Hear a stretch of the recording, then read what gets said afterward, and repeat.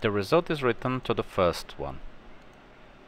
Finally, let's select all the objects collected in the first array.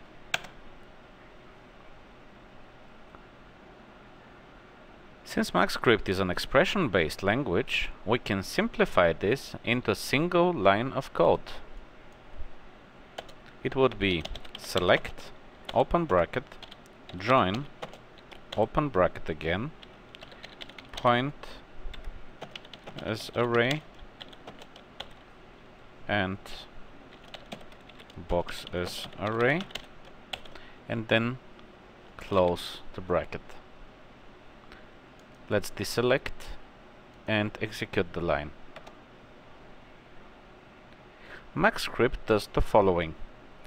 First, it sees the function select, which expects an array or object set as argument.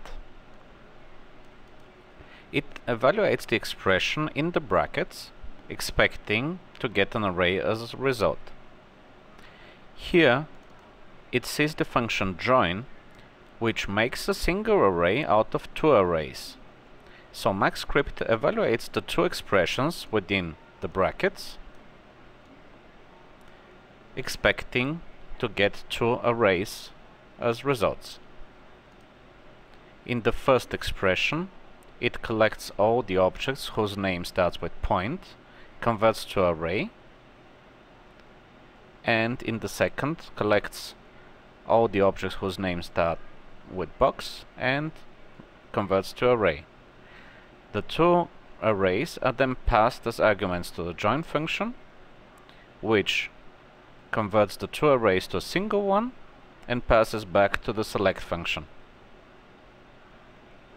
The result is the same as before, but written in a single line.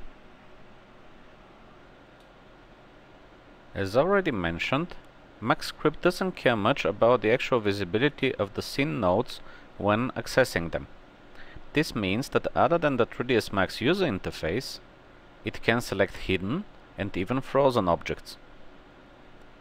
The MaxScript function to hide objects is called, not surprisingly, hide.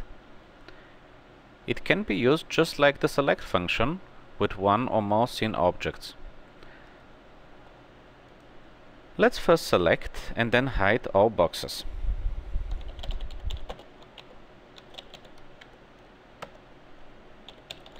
And now hide the current selection. The $sign is a shortcut to the current selection. As you can see, the boxes, while hidden, are still selected in the viewport and reported as selected by the user interface. You can apply the hide function to all scene nodes using the system object set called objects.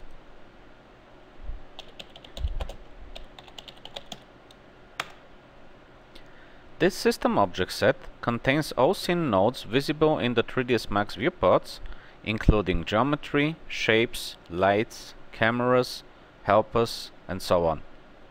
Basically, it means hide all. Let's try to select some more objects while they are hidden.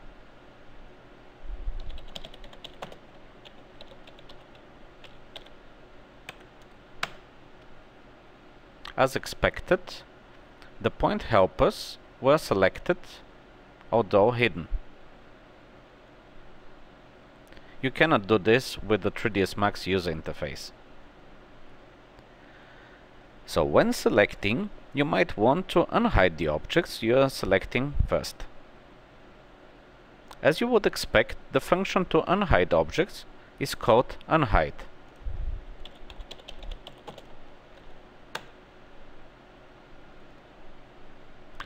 Let's now unhide all the boxes.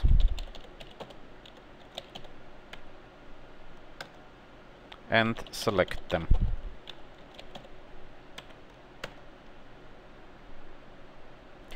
Instead of the system object set objects, you can also use the equivalent expression $*, which means use the name where the name can be anything. It is much shorter to type in when controlling 3ds Max from the listener.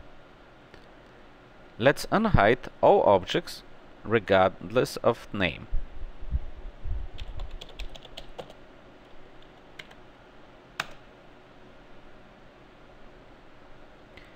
You can also deselect all objects by using deselect $ and star. If you want to isolate the objects by hiding all other objects, you can select the objects you want to keep, then hide all objects and unhide the ones you selected. For example, select sphere, hide everything, unhide the selection. MaxScript provides not only the objects selection set, representing all scene objects, but a couple of other useful object sets. For example, unhide cameras is going to affect only the camera objects in the scene. Unhide lights will unhide only the lights. Unhide helpers will affect only the helper class of objects, and so on.